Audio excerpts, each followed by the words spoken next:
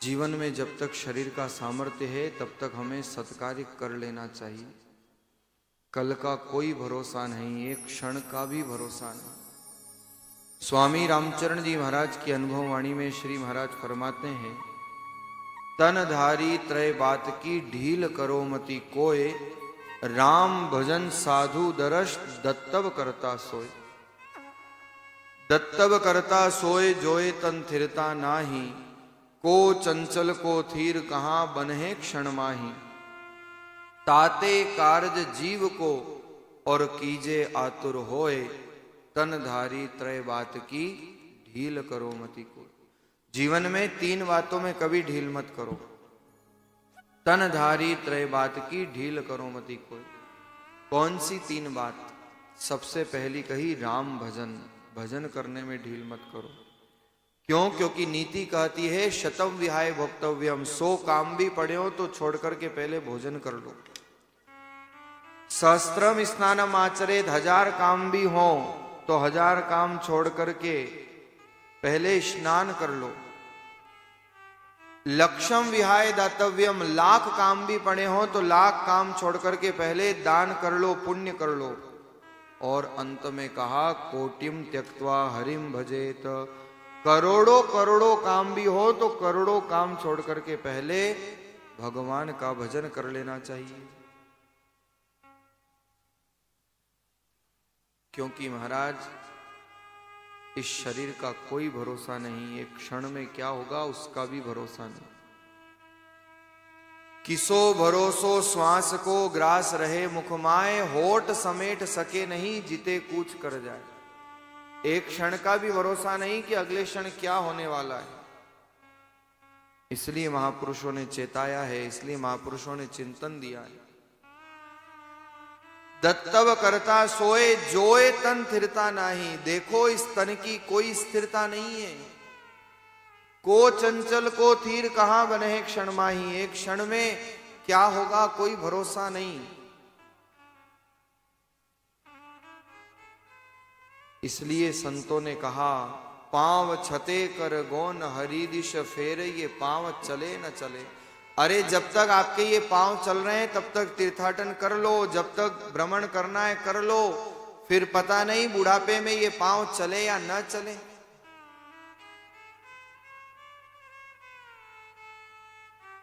श्रवण छते हरि कीरत को शुण, फेर ये श्रवण सुने न सुने।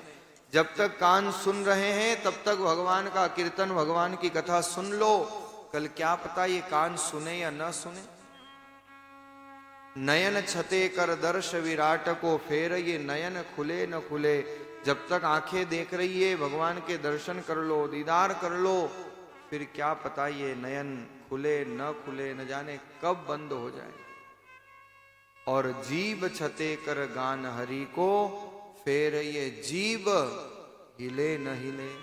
जब तक इस जीव में सामर्थ्य है हरिनाम संकीर्तन का आनंद ले लो, फिर न जाने कब ये जीव हिले न हिले, न जाने कौन सा क्षण हमारे जीवन में अंतिम हो, कोई कुछ कह नहीं सकता।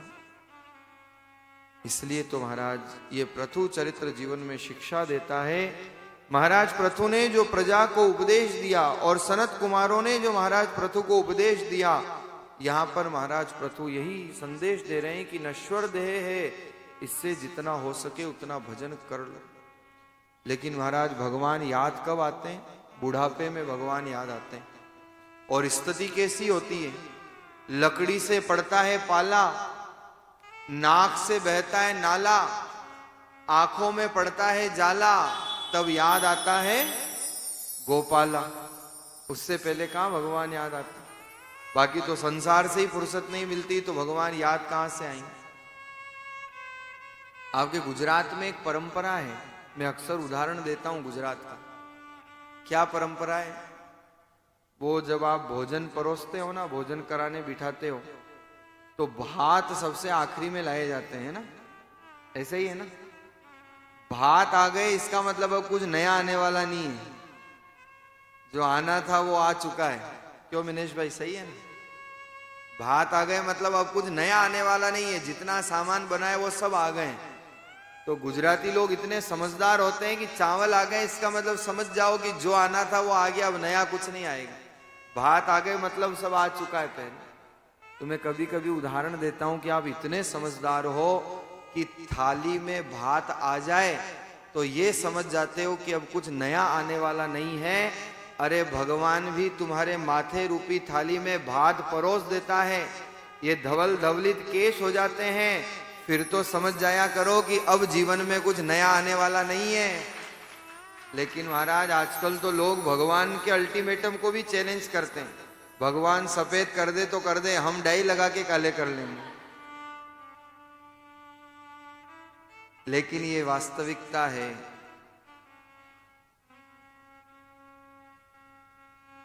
थाली में भात आ जाए तो उसके बाद नया कुछ आता नहीं। ऐसे ही शरीर के इस मस्तक की थाली में भी अगर भात भगवान परोस दे तो समझ लो कि अब निर्वृत्ति की ओर हमारा जीवन हो। अब संसार की आसक्ति के प्रति हम न रहें, संसार से निरासक्त होकर भगवान के प्रति हमारी आसक्ति हो, भगवान के प्रति हमारा प्रेम हो।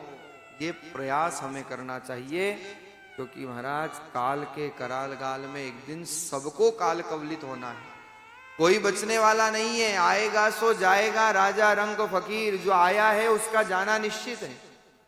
कई मेहमान आए हुए हैं यहाँ, हमारे दिनेश भाई ने कई लोगों को आमंत्रित किया। तो देखो आप लोग यात्रा करते हो ना, तो क्या करते हो, जब आते हो तो रिटर्न रिजर्वेशन भी बना के आते हो, है ना। कहीं भी यात्रा पे जाते हो तो रिटर्न रिजर्वेशन कंफर्म करा के जाते हो ना। तो ये जीवन भी एक यात्रा है, और ये बात हमेशा याद रखना कि भगवान ने भी रिटर्न रिजर्वेशन कंफर्म करा के ही भेजा है। अब ये कब का है और कब है ये उसी को पता है, लेकिन कंफर्म है, ये सबका पक्का है। तो ये निश्चित है। आना तो संशयात्मक हो सकता है, लेकिन जाना निश्चयात्मक है। कितना छोटा तो जीवन है महाराज। सोमवार को जन्मे, मंगलवार को बड़े हुए, बुधवार को बुद्धि आई, और बुद्धि आ जाए तो घर वाले शादी कर देते हैं। गुरुवार को शादी हो गई, शुक्रवार को लॉटरी खुल गई, घर में बच्चे आ गए, शनिवार को बुढ़ापा, और रविवार को राम जी राम राम महाराज, रविवार को तो प्रस्थान। हमारे राजस्थानी में कहावत है, दसा डारो